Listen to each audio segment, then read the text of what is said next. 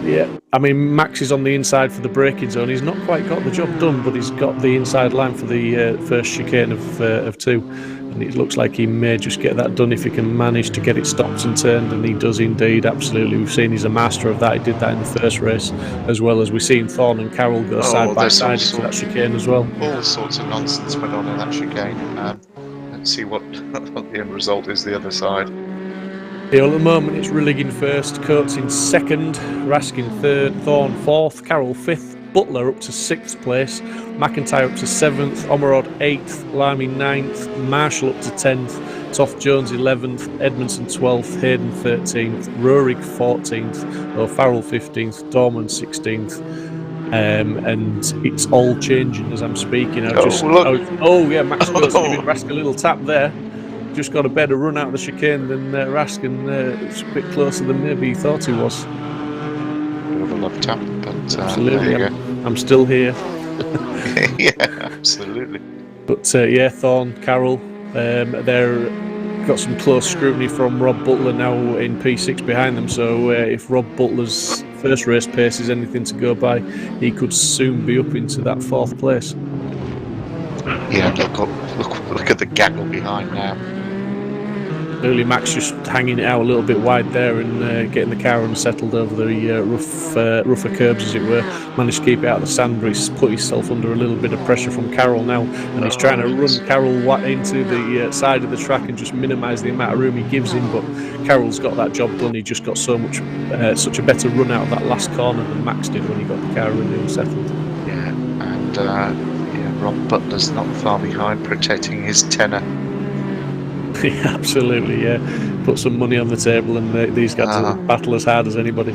Max is doing well. He's defending the somebody's up there. But he went really wide there. And it looks like Toft Jones that's got spun. Oh, right, okay.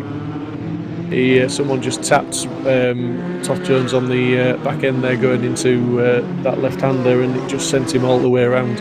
So he's dropped quite a few places now, down to 17th place.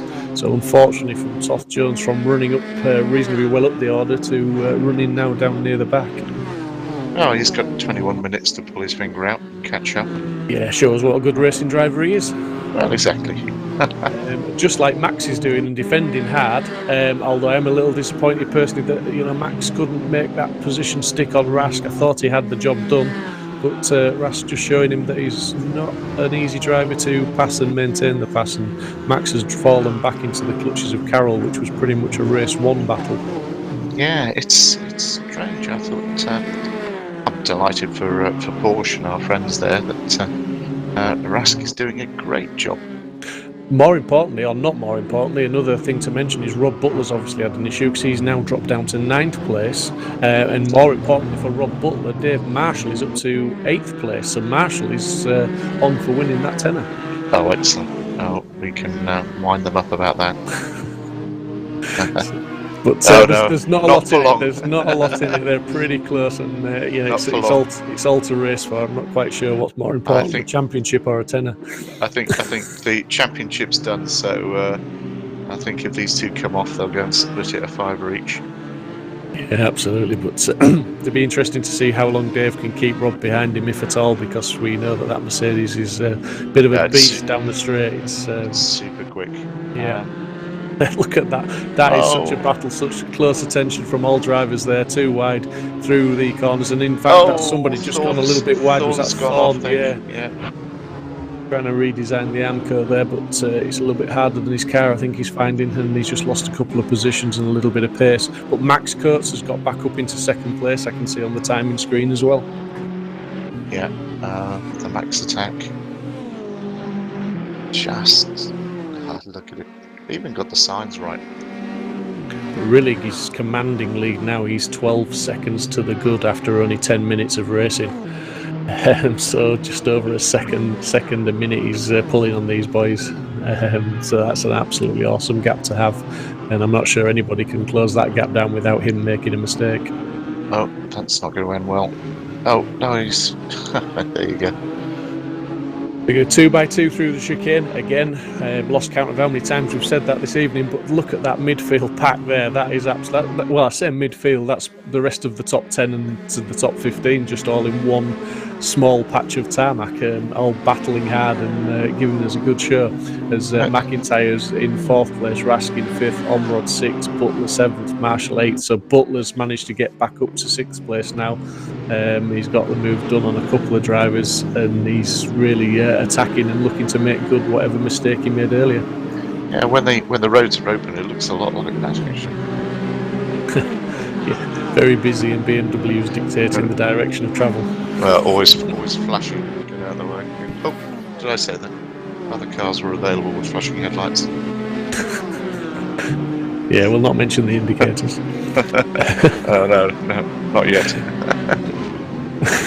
And so Rillig 12.7 away, and we're looking now at Marshall, and he's still in that 8th place, right to in the middle defend. of it. Yeah, he's in the thick of a battle, and it's always interesting to see when these guys are battling hard. You get the faster drivers, and I say that respectfully to everybody because I don't think there's anybody slow on this server, but you get the faster guys in amongst them, and it just goes to show you how the racecraft really sort of can slow them down if they get up behind someone who knows how to defend and makes them drive at their pace.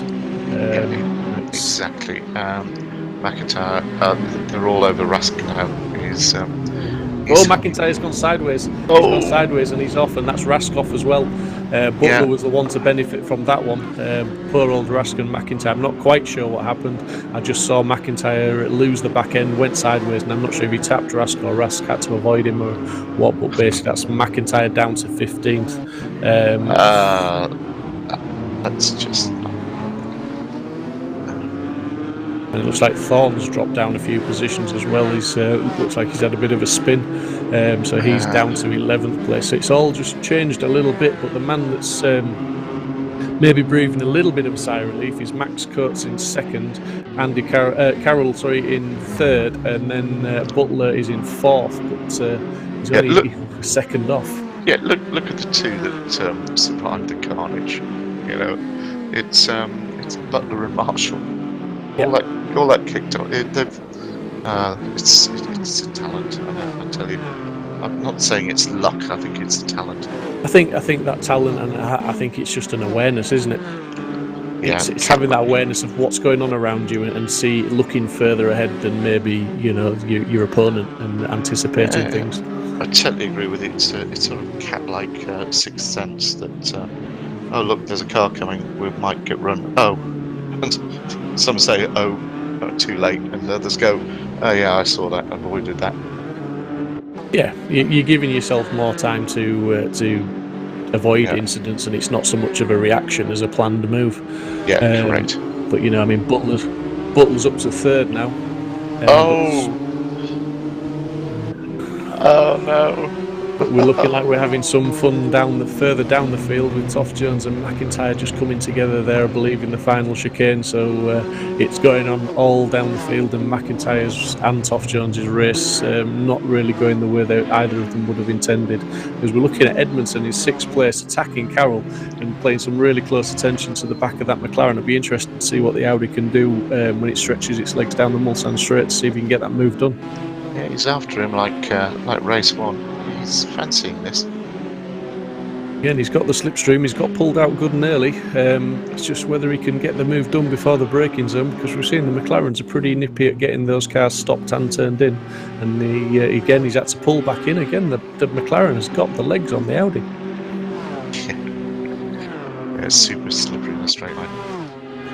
Yeah, Butler is going to be on the podium again if he carries on in his 3rd position at the minute, but he's only 1.5 seconds behind Max Coates. But Edmondson has got the job done on Carroll as they went into that braking zone there, and it'd be interesting to see if he can maintain that position. There's 15 minutes to go. Rob Butler, Dave Marshall will catch Max, and they'll make Max will make himself as wide as possible, and then we'll see a bit more carnage here. We'll see that, but I mean, Edmondson and Carroll, they're only sort of half a second behind Marshall. Marshall's not clear from this battle. I think not at all. No, there's more to come from these 3 guys, and certainly they're closing on him, if anything. Edmondson taking an alternative line, and he got himself the wrong side of the rumble strip, and obviously it was better to stay there than it was to try and jump over that great big curb and unsettle the car before the straight. And then, yeah, that allows Farrell to join in as well. Yeah, very much so. Yeah, so again, race one resumed. Farrell coming back into the picture. That's Rob Butler's just taken Max Coates, and cue Rob Butler. Where's Dave Marshall? Won't be far behind. So oh look! Oh, Max is having a go back at him. Brilliant. Good on you, Maxie. Yeah, we've got like just under 14 minutes of this race left. Butler's 15 seconds behind Rillig, albeit he's got Max Coates in between him again. As the side by side, it's showing Max Coates in second. He must have his nose in front.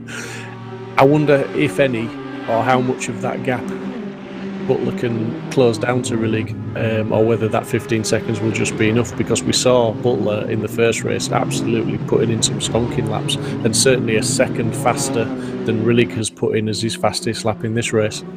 He's just going to somehow get clear of our Terrier, and this might be the thing. There's the power units are the same. Both Aston won't like me for that, but they're both AMG V8s, and they'll be flying flat out down here. Absolutely. Max is looking a little bit scuffed and battered from his battles already, with a little bit of paint missing off the doors. But Rob Butler's going to send that up the inside and maintain that line and gain that position. Now you would like to say that's job done. Sorry for interrupting you there, Martin. But you'd like to say that's job done. But this is Max Coates that's behind him. Correct. So nothing's over till it's over, is it? And look at Edmondson and O'Farrell and giving it. They're all still battling hard. Yeah, it's Dave Marshall is probably looking his mirrors, going, "What's going on behind me?" Because Coates is a couple of seconds down the road. You can see them. But this is a great battle. Oh dear, there's a spin there. Scruffy lines. One of the McLarens has disappeared. Yes. Yeah, that was Carroll. He just had a bit of an incident there, and he's dropped down the leaderboard. But Marshall, they were looking like they were close up behind Marshall in fourth, but it looks like he's maybe just pulled the pin a little bit and got a bit of a gap on them while they were battling. But Edmondson and O'Farrell are still within a second of each other and battling. And as we're looking at Rask trying to make a move on Thorne in front of him as they go through the Dunlop chicane. And certainly Thorne just got a little bit sideways coming out of there, got the back end squirming, and it cost him a little bit of time. And Rask is hard on his tail now. Just look at the gap now. Look how it's gone down. 16 seconds. Rob Butler to Rillig. 11 minutes to go. So let's keep an eye on that gap at the top there. That's going to be really interesting. Max Coates, he's still just a second behind. Yeah, and interesting. Rob Butler's last lap was the fastest of the race with a 22.27, and let's not forget he was swapping places with Max on that lap as well. So this time he's got a clean lap. Let's just see what his pace is. Now we can maybe just pull the pin and go. Absolutely. Just looking further down the standings. Yeah, looking at Rurik, he's a 10th behind Merrill's at the moment for a battle for 12th place as well. That's another close one. That's Rask off and into the wall. That's not going to do his race any good whatsoever. He's picked up some damage there. Just seemed to drop it all of a sudden. Yeah, just lost the back end, didn't he, and collected some Amco. And then there's our favourite Rich Hayden in the space hopper. Oh, did I say that? I mean the Mustang. 7th position for Rich. He'd be delighted with that. Yeah, we've got Rurik and Merrill's going side by side now down the straight, with Toth Jones closing in very fast behind them. And again, that Porsche just showing that it's got some pace down the straight and holding the BMW off. And Toth Jones, look at that, really closed up under the braking zone. And in fact, Rurik's lost it a little bit sideways. That's going to cost him on the exit out of that corner and give Toth Jones the advantage on the straight. And that Aston's going to pull clear, surely. Should do. Maybe won't do, but yeah, the Cayman's fantastic on the brakes. You've got to learn how to use the brakes on it. And they've got the Super Cup front discs, and they don't half stop once you've got used to it. Yeah, I mean, we've got, obviously, Rory's got Raskin fairly close attention after his little off, but they've also got McIntyre just behind as well, and only a further second back is Omrod as well, another quick BMW. So there's some quick guys down here battling for 13th, 14th, 15th place. Absolutely awesome racing, and the BMWs are certainly putting the pressure on some of the other guys, but the Porsches are really holding their own as well. Yeah, it's not uncommon to see most of those guys at the top battling, so yeah, great. It's reverse grid. It really is working. We've got Rich Hayden as his space opera has just sounds like his space opera's thrown him off. trying to give us a drifting lesson, but maybe it's not the fastest way around the track. No, maybe not. Oh, Tough Jones has got barrels, and right, it'd be interesting to see what Tough Jones can do here. 8 minutes, couple of laps.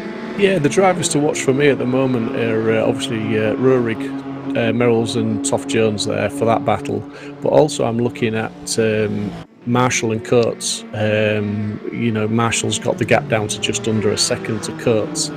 And Butler's got the gap down to around about 15 seconds, so he's gained a second. I'm not sure, obviously we've only got 8 minutes left, so unless Rillig makes a mistake, I don't think Butler's going to close that gap, as we've just seen Rurik now all over the back of Merrills through the Porsche curves and really trying to put some pressure on him and get a move done, flashing his lights, showing his nose, pointing to the inside, but that Porsche's been very, very wide through there and really making it very difficult for him. Just keep it there, James. Make it as awkward as possible. Flashing your lights and indicating. Fancy because what's become apparent is if that Porsche can keep him behind through the twisty stuff, he's certainly got the legs to defend well down the straights, which the BMW there sideways coming out there, but Merrill's lost traction as well, and they're pretty much level pegging there, and it's looking like McIntyre's got the advantage. Yeah, sort of job done now. The BMWs have got the inside line, and it's just depending on what they do to themselves. Yeah, McIntyre certainly through the Dunlop curve and into the Dunlop chicane he's going in, but Merrills is not giving up on that position and he's fighting it all the way, but now he's got Rurik back up the inside of him, and it looks like he has lost those two positions because now he is on the outside for the next couple of corners. Yeah, fair. So, been enough move there, that could have been quite messy. Yeah, absolutely respectful driving as ever though, wasn't it? It is. Merrills has lost that. That was a real tank slapper. Oh dear.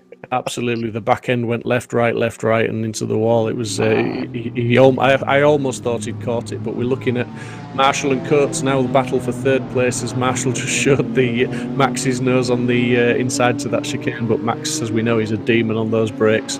And he just managed to defend that position, but can he hold on for 6 minutes? I'm not sure he can, as Marshall is he's the wily old racer and he's the champion as well, nothing to lose, everything's won now, so he's maybe just take it to Max and show him what he can do. He's just going to send it. There's no doubt. As much as Max can't resist this for too long, I don't think. There you go.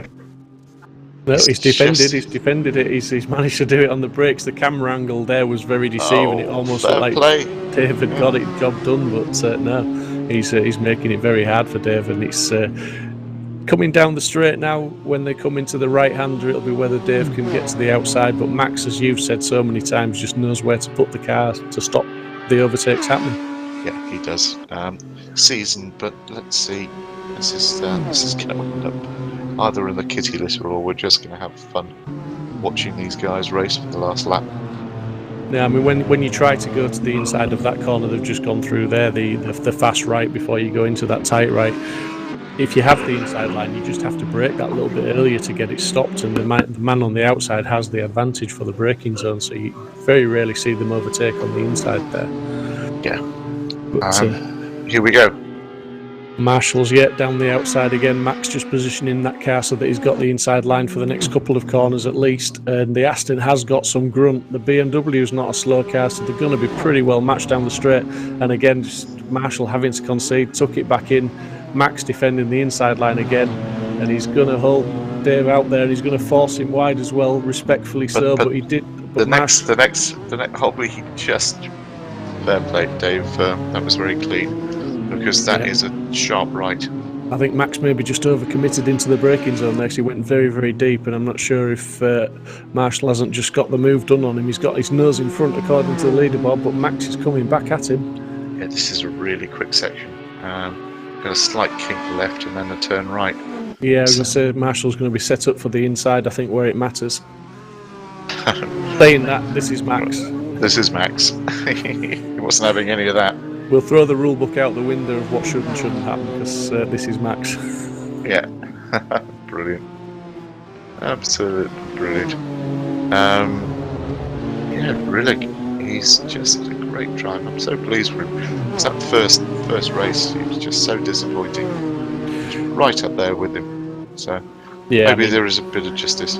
Rob Butler's done a fastest lap on his last lap of a 4:21.25. So it's, you know, he's putting some good laps in, but he's not doing it anywhere near enough to close the gap down to Rillig. But we know that Rillig's not slow. He's got the pace. He was up there in qualifying, so you know it's. I think it's job done for him. He just needs to bring it home safe and sound. Yeah, basically.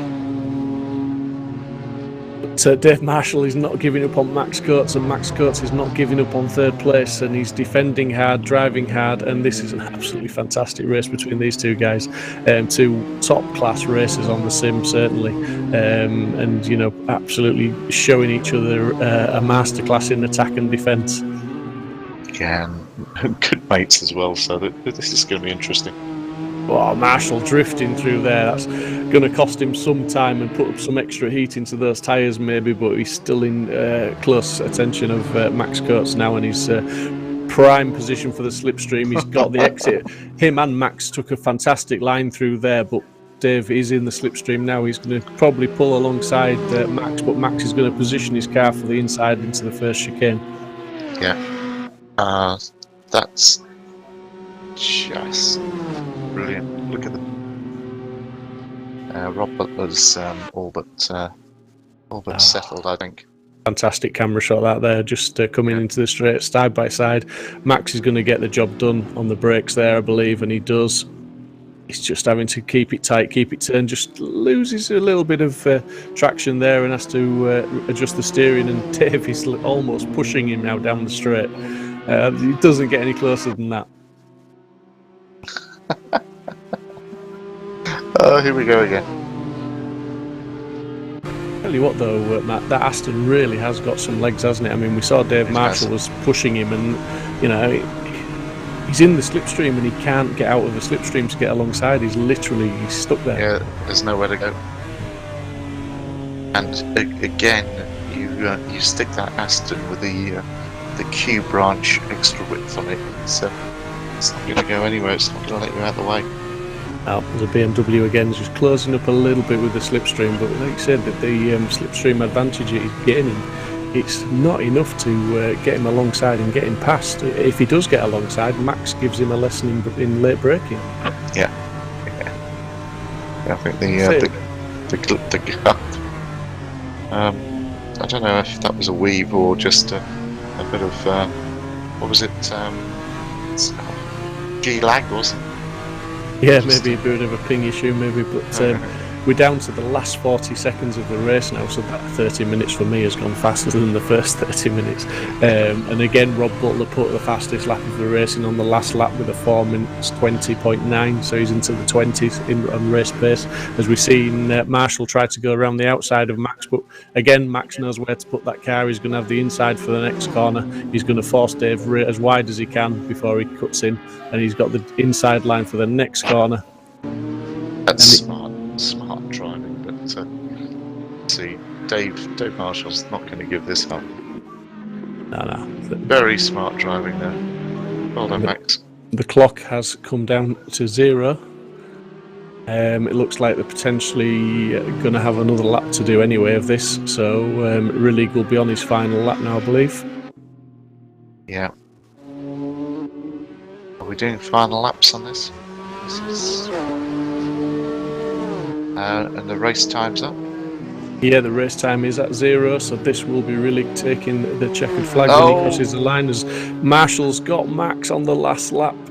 And He's It's got just him. seen really coming through the final chicane onto the start finish straight to take the race 2 win. Potentially could have done so much more in race 1 if he'd had the luck on his side, but deservedly so takes the win in race 2. Well done, really, on that one. Fantastic win, fantastic drive. Yeah, well done. Yeah, should have done better in the first race. Max Or- Kurtz demoted to 4th place in the last few corners, and Marshall's got him done and got back on the podium, but Butler's brought it home in That's it second. for him. So the tenor is Butler's, Marshall in 3rd place, and Max still fighting hard, but a well done Max Coates 4th place. Edmondson looking like he's going to bring it home in 5th. Good drive from Edmondson in that race as well. A deserved 5th. He's battled up through a few cars. What fun. It's just great. Dorman 6th. So Farrell improved on his race 2, finishing 7th. Thorne 8th. Hayden 9th. Carroll 10th. Toth Jones brings it home in 11th.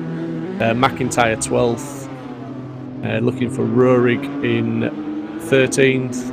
Rask in 14th. Omerod in 15th, and then there's Kenny Press bringing his car home in 16th place. Merrill's should be in 17th and Lamy in 18th. Absolute fantastic racing here from Le Mans tonight. Awesome driving from everybody, utter respect from everybody. Some very, very close racing, and to be fair, it's what we've come to expect from this series now, as this is my 3rd round commentating, and I've just seen some fantastic racing every single race. Reverse grids, doesn't matter, they just battle their way through, show some real racecraft, and as we've seen tonight, the battling is very, very intense. Yeah, very intense, and I have to say, over these weeks, I've really enjoyed myself. Yeah, what more can I say? Michael Yao, fantastic your vision and what you present us in the commentary booth is just brilliant, and the odd whisper in our ear when something goes wrong. Thank you, mate. Yeah, absolutely. We couldn't commentate without the pictures, obviously, and they're always top class. And as you guys watching the stream have seen, you request something like an onboard footage of Rob Butler in the first lap, and that's what you'll get. But yeah, awesome way to finish this championship off. Obviously, Dave Marshall is the championship winner. We knew that after race 1, but those guys don't give up, do they? He came from 17th on the grid to finish 3rd. Butler came from 18th to finish 2nd. So yeah, just goes to show. Yeah, and I guess we need to go and speak to our race winner, do we, Michael? Yeah, we will drop down into the commentary room. We'll have a chat with some of the drivers now.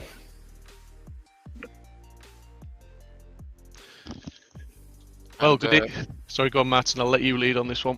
I was going to say, who do we have with us? The race winner? We don't appear to have the race winner, but we do have Dave Marshall in here, so we can go to Dave. Firstly and foremost, that was a very, very intense race again for you. None of it looked very easy, but it was all very, very exciting and fantastic to watch, Dave, so well done, mate. Yeah, cheers for that. That's what happens when you try and stay out of trouble. You just end up battling on straight. Yeah, I was just trying to keep steady away at the start, and you just pick off the people that either spin off the track or get slow runs. And then just managed to find my way through the pack a bit, and ended up coming into the battle with Rob halfway through, but wasn't really that much of a battle, really. He was a good half a second, maybe a second faster on this track than us, even though I did want that tenner. I was going to say the tenner didn't make a difference then. No, the tenner made us defend a bit harder, I'm not going to lie. I was thinking about it, but I just, what can you do? And then Max at the end, I just been speaking to him there actually after the race, and he says, Dave, you were just toying with us there, but I honestly say that Aston with no weight in and Max behind the wheel, yeah, maybe he was slow at the start of race 1, but by the start of race 2, he definitely got the hang of the car. Yeah, it was rapid. Going into the 2 chicanes on the long straight, I was braking as hard as I could, and he was passing me, and I was going, he's left it too late to brake there, and he was a car and a half past me on the brakes, and still managed to get it stopped for the chicane. So yeah, it was. I knew if I was going to do it, it would have to be in the later part of the track, and sure enough, we just managed to brave it around the outside, but he made us fight for it. Yeah, myself and Martin kept commenting in race 1 and race 2 regarding Max, his ability to defend and know where to put the car to make it hard for whoever's attacking him. You know, and he was awesome on the brakes, as you say. That ballast was making the difference, but he was treating everybody the same, and a great drive from Max to bring it home in 4th place. But more importantly, mate, like for us, well done to you, buddy. Again, we touched on the championship win, but now that is it. You have won the championship, and you know, it's absolutely awesome result. And as I touched on in the first interview, it just comes from a fantastic performance throughout the season. As I say, I was doing the stats earlier before we went on air to see how many wins people had who'd done the fastest laps and the poles and things. And I would say, you know, looking at the stats, the only area of weakness that you showed, if it is an area of weakness, was the qualifying, because you top the roster of wins, albeit that Rob's equalled you now with 4 wins each. Fastest laps, I think Rob has also equalled on you that as well. That's 5 apiece you've got throughout the series for fastest laps. So you know, it just goes to show the consistency's there, and it was a season for a champion and a driver. You know, absolutely fantastic, mate. Yeah, cheers for that, Steve. There was definitely drivers that, you know, I'd like to have seen the championship being a little bit closer. Like Andreas and Maxi, they've proved themselves to have phenomenal pace in the car. You can't deny that. We go into qualifying, and you know, you often get shocked when, you know, second lap in and they'll be half a second up the road from where you've qualified. So huge thanks to them to really strive and get everything out the car you possibly can, because without people like that in the championship, then, you know, you've got to find out how fast the car can possibly go, and them seem to manage to push it harder than I can. So, no, it's good. It's good racing and good commentating on such close battles throughout the field. If Dave Marshall, if the only thing is giving Rob a tenner to tank your season, I'll send you the tenner. Well done, great championship, mate. Cheers, Martin. Thanks. You've been an awesome commentator as well. So, huge thanks for the support of the championship, and let's keep this going. I just love it, absolutely love it, and yeah, the guys are great. The racing's been great. And thanks to all that's taken apart, you know, it's not just the champion; it's everybody else that competes and made the championship.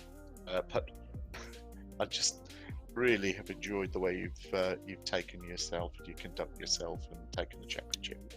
Cheers. It was nice to take the caravan off for the last race. Absolutely.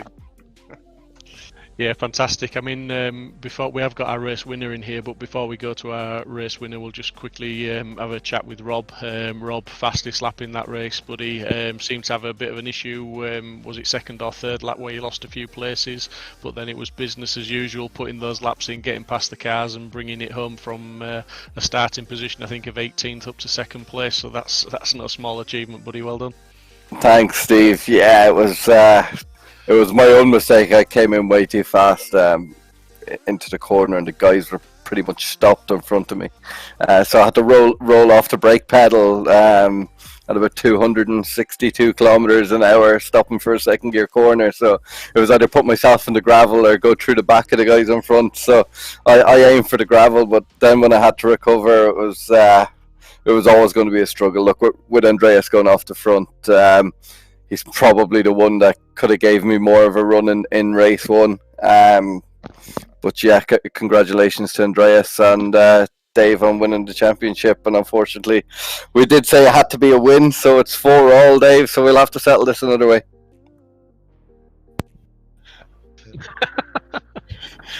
I don't know what that other way is, but we'll see in the Porsche, will we? Yeah, absolutely. Well, I'll tell you what, boys. I'll keep a track of the stats for you. Yeah, let's start from GT4 though. Let's not go before that, all right? Rob Butler, you owe Dave Marshall a tenner. I'm logging that now. Don't be so tight. We can arrange it. We might have a one lap shootout. I'll drive his BMW and he can drive my AMG, and then we'll swap, and we'll do 3 laps back to back, and whoever's fastest can have the tenner overall. Game on. Right, that sounds like a. Yeah, I told you, Dave. I'll tell you what he's like. Anyway, moving on. Great drive, Rob. Brilliant, and Thanks, mate. I think we deserve to speak to our race winner. Very unlucky in race 1. Drove a great race in race 2. So, fill your bit, Steve. Yeah, well done, race winner Andreas. How was that for you, buddy? Dominating performance from what we saw, but all went to plan in race 2. Well, what can I say? Race 1 and race 2 was boring. I had traffic and yes, but I'm very good and yes. Yeah, race 1 obviously didn't go to plan. Obviously had that big impact with the wall that put you well down the field, but that put you into pole position for race 2, and it was a measured performance. You did what you needed to do. You put your laps in, and you were just consistent. I don't think you made a mistake. We certainly didn't see any glitches in the timing screen. So well done, buddy. Great result and top step of the podium. Okay, my English is not very good. Thank you. Yes, I say thank you. Yeah. Thank you, and we look forward to seeing you racing again. You have a great speed and great talent, and I look forward to seeing you race again. Yeah, absolutely. I second that, and as Martin mentioned earlier, championship's not made up of just one driver, it's made up of everybody that comes onto the grid, and we've had some fantastic racing all season. There've been some very close, very respectful racing and some very hard racing, but it's been certainly great to watch. So yeah, I just want to go speak to Rich Hayden now if I can, who's had the challenge of driving the Mustang for this season, and it's certainly been a bit of a wayward challenge on some corners, and it's looked like more of a drifting lesson than a racing lesson. Is that fair to say, Rich? I won't have anything bad said about Mustang Sally. It's all me. I blame the squidgy bit between the steering wheel and the seat. Yeah, but firstly, I would just like to say thank you to every single person that's competed in this championship. It's been fantastic. So thank you very much to every single driver. Thank you to you guys for commentating. It's been fantastic, and also Mike, a sterling job on the streaming. So thanks once again to everybody, and finally thank you to MSL for your support on this championship as well. So it's been much appreciated, and that's a wrap for the GT4 season 1. And we move on quite swiftly next Tuesday to our new League of Champions. So really looking forward to next week's racing. And we've got, we opened entry form, I don't know, maybe 4 hours ago. We've almost filled half the grid, we're over half the grid full already on entries. So that's fantastic news, really pleased. So within 4 hours, it's a great result, great reaction. Yeah. Thanks, Rich. Loved working with you, and looking forward to our future blossoming relationship. Indeed. MSL, Thank you, mate. VRRC, great to work with you guys. Thanks, mate. Yeah, absolutely awesome job, and thank you everybody. As we said, thanks for racing, thanks for the interviews, thanks for the entertainment. It's all been awesome. But yeah, as you said, Rich, season 1 is a wrap, and that is it. Dave Marshall, season 1 champion. Nothing more to really say. Absolutely. Well done, Dave. Some things never change. Brilliant. Thanks, guys. Sting Much now, appreciated. Thanks, guys. Thank you very much. Good night, guys. Good night. Season 1, as Rich Hayden says, is a wrap. Dave Marshall, season 1 champion. Fantastic position for him to be in. Fantastic drive all season. We're just seeing the rounds there. The guys have visited Imola, Mazzano, Watkins Glen, Indianapolis, Silverstone, Monza, Nordschleife, and finally tonight Le Mans.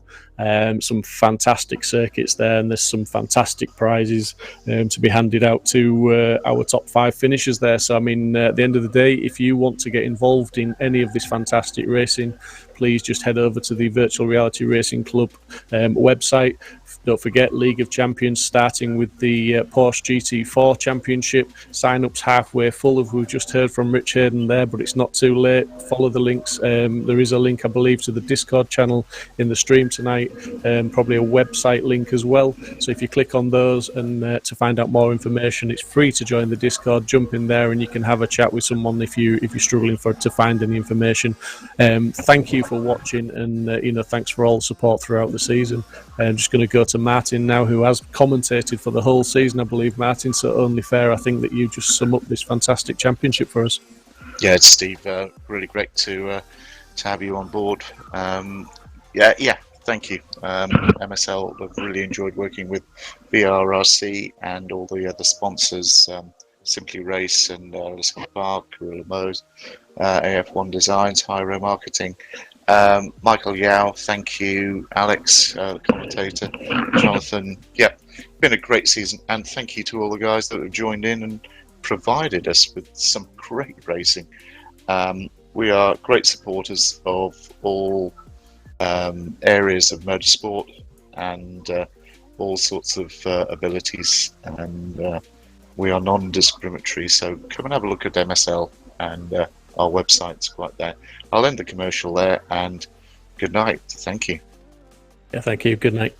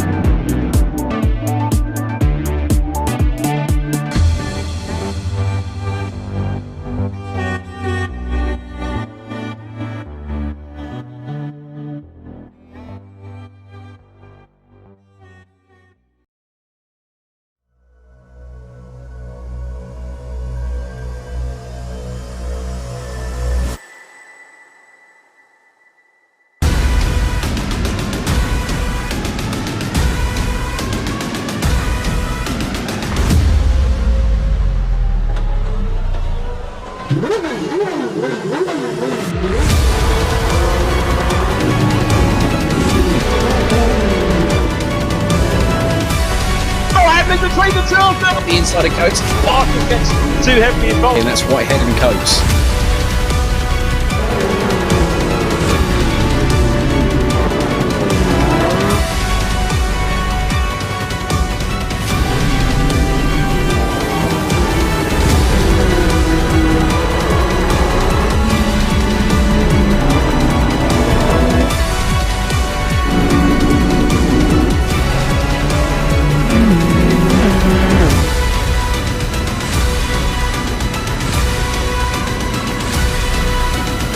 Woo!